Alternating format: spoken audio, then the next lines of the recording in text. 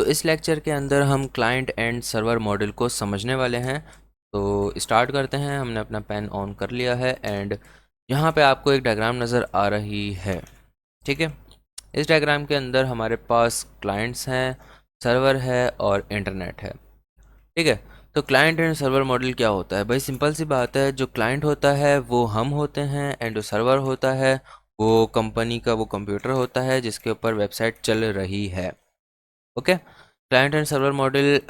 सबसे पहले यहाँ पे देखते हैं, हमारे पास एक कंप्यूटर है। इस कंप्यूटर पे आप खोलते हैं क्रोम ब्राउज़र एंड वहाँ पे लिखते हैं google.com।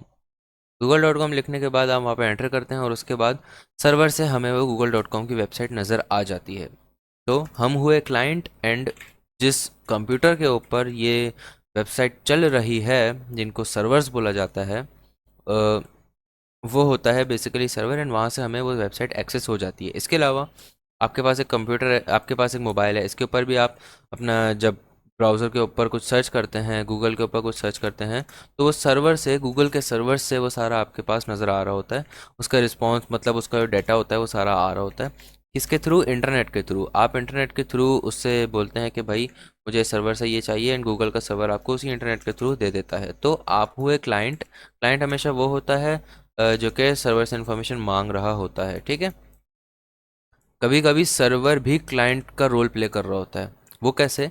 कि फ़र्ज़ करें आपने youtube.com को एक्सेस किया एंड वहाँ पे आपको जो है कुछ ऐसा डाटा शो हो रहा है जो कि गूगल की तरफ से शो हो रहा है। बल्कि फ़र्ज़ करते हैं हम एक वेबसाइट के ऊपर हैं, कोई ब्लॉग वेबसाइट है, एग्जाम्पल 123.com फॉर एग्जाम्पल, कोई सी भी एक ब्लॉग वेबसाइट है। ठीक है, उसके ऊपर जब हम एडसेंस इसके थ्रू उसको कनेक्ट कर देते हैं तो क्या होता है, गूगल के थ्रू वो एड्स वहाँ पे शो हो रहे होते हैं। ठीक है, तो मैं आपको यहाँ पे ये समझाना चाह रहा हूँ कि हमारे पास एक है ये पूरी ब्लॉग वेबसाइट एंड यहाँ पे हमने एडसेंस को कनेक्ट किया हुआ है एंड ये है हमारे पास गूगल। ओके, तो जब हमारा क्लाइंट मतलब हम उसके ऊपर जाके एक्सेस करेंगे तो यहाँ पे हमें सारी चीज़ें नज़र आ रही होंगी एंड यहाँ पे हमारे पास इधर एक ऐड शो हो रहा है। इसके अलावा यहाँ पे एक ऐड शो हो रहा है जो किसकी तरफ से शो हो रहा है?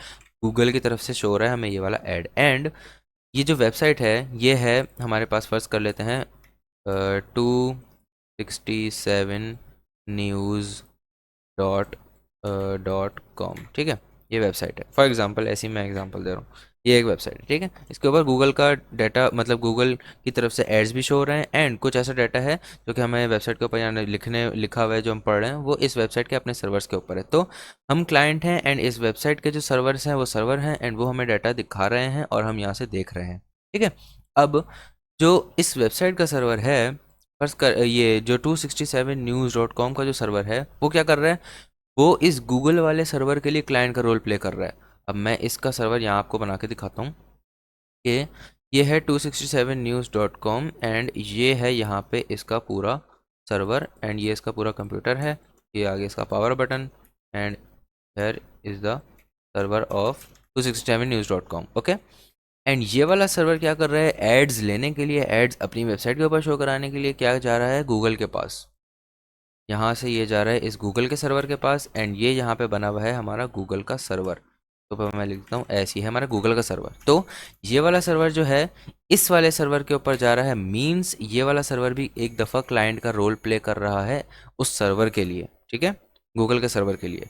सो ये होता है क्लाइंट एंड सर्वर। क्लाइंट वो होते हैं हम, जो हम यहाँ से एक्सेस कर रहे हैं बैठ के, क्लाइंट हम है, एंड सर्वर वो होता है जो हमें डाटा दिखा रहा होता है। तो ये होता है पूरा क्लाइंट एंड सर्वर मॉडल और इस तरीके से ये सारा काम हो रहा होता है। थोड़ी बहुत थ्योरी पढ़ लेते हैं। Client server model is distributed application structure that partitions task और workloads between the providers of a resource और service called servers and service requesters called clients.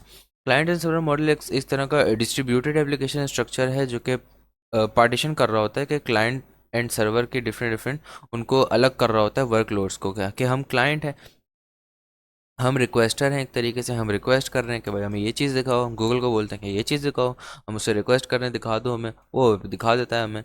और इसके अलावा यहाँ पे दूसरी तरफ के रिसोर्स और सर्विस प्रोवाइडर्स जो कि हमारे सर्वर्स हैं, जो कि हमें वेबसाइट प्रोवाइड करके दे रहे हैं, जैसे गूगल का सर्वर है। इसके अलावा 267news.com मैंने बोल दिया आपको, फॉर एग्जाम्पल मैंने बताया, मैं नहीं जानता ये वेबसाइट होगी या नहीं होगी, एग्जाम्पल के तौर पर मैंने बताया कि इस वेबसाइट के ऊपर जा रहे हैं तो वो एक सर्विस प्रोवाइडर है जो कि हमें न्यूज़ की खबरें दे रहे हैं। ठीक है, वो सर्विस प्रोवाइडर हुए एंड हम रिक्वेस्टर्स हो गए।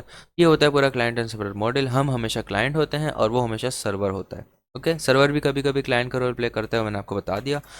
तो चलते हैं नेक्स्ट मॉड्यूल की तरफ और आगे की चीज़ों को देखते हैं।